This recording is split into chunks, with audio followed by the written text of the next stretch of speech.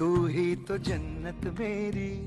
क्या बात है, आज दिख नहीं रही है और आज ठंड भी बहुत पड़ रही है। पता नहीं आज उसको क्या हो गया। अरे उधर क्या ताका झाकी कर रहे हो?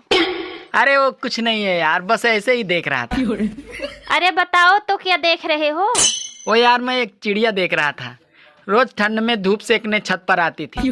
अच्छा, आजकल तुम बहुत चिड़िया देखने लगे हो। लगता है तुम्हारा भूत उतारना ही पड़ेगा। गया बेटे।